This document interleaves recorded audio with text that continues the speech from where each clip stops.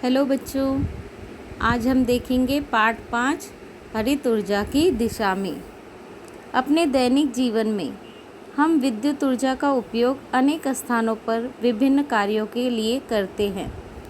उदाहरण के लिए विद्युत बल्ब, पंखे, इस्त्री, रेफ्रिजरेटर, पानी खींचने वाला pump, mobile phone charger, television set, tape recorder, computer इत्यादि विद्युत उपकरण चलाने के लिए विद्युत ऊर्जा का उपयोग किया जाता है। ऊर्जा और ऊर्जा का उपयोग। आधुनिक संस्कृति में अन्न, वस्त्र और निवास की तरह ही ऊर्जा भी मनुष्य की मूलभूत आवश्यकता बन गई है। हमें विविध कार्यों के लिए ऊर्जा के विभिन्न रूपों की आवश्यकता होती है। कुछ स्थानों पर हमें यांत्रिक ऊर्जा की आवश्यकता होती है, कुछ स्थानों पर हमें रासायनिक ऊर्जा की आवश्यकता होती है, तो कहीं ध्वनि ऊर्जा की आवश्यकता होती है, कहीं प्रकाशीय ऊर्जा की आवश्यकता होती है, तो कहीं ऊष्मीय ऊर्जा की आवश्यकता होती है। हमें मालूम है कि ऊर्जा एक रूप से दूसरे रूप में रूपांतरित की जा सकती है।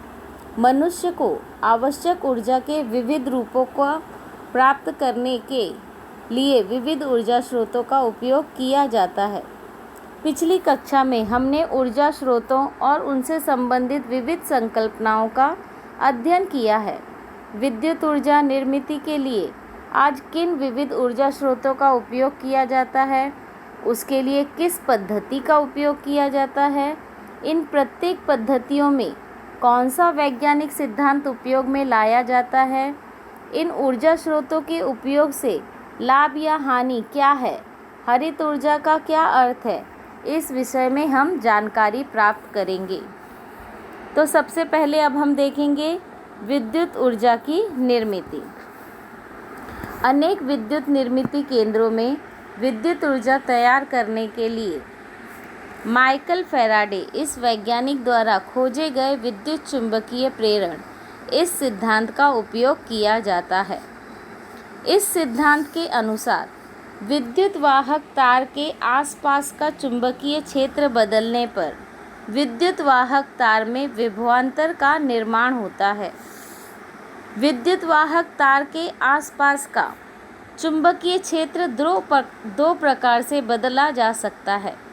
विद्युत वाहक तार स्थिर हो और चुंबक घूमता रहे तो विद्युत वाहक तार के आसपास का चुंबकीय क्षेत्र बदल जाता है, या चुंबक स्थिर हो और विद्युत वाहक तार घूमती हो तो भी विद्युत वाहक तार के आसपास का चुंबकीय क्षेत्र बदल जाता है।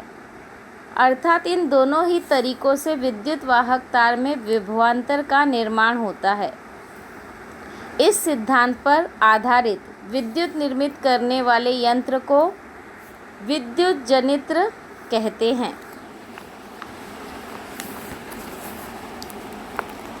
विद्युत निर्मिती केंद्रों में इस प्रकार के बड़े जनित्रों का उपयोग किया जाता है। जनित्र के चुंबक को घुमाने के लिए टरबाइन का उपयोग करते हैं। टरबाइन में पाते होते हैं। टरबाइन के इन पातों पर द्रव या वायु प्रवाहित करने पर गतिज ऊर्जा के कारण टरबाइन के पाते घूमने लगते हैं।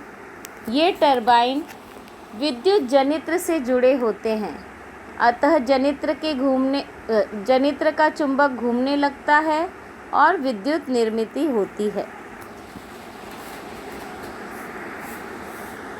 विद्युत ऊर्जा निर्मिती की यह पद्धति इस प्रवाह आकृति द्वारा दर्शाई जा सकती है, अर्थात विद्युत चुंबक प्रेरण इस सिद्धांत पर विद्युत निर्मिती करने के लिए जनित्र की आवश्यकता होती है।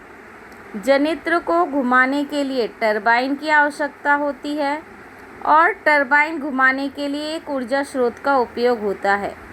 उसके अनुसार विद्युत निर्मिती केंद्रों के अलग अलग प्रकार हैं। प्रत्येक प्रकार में उपयोग में लाई जाने वाली टरबाइन की रूपरेखा भी अलग अलग होती है।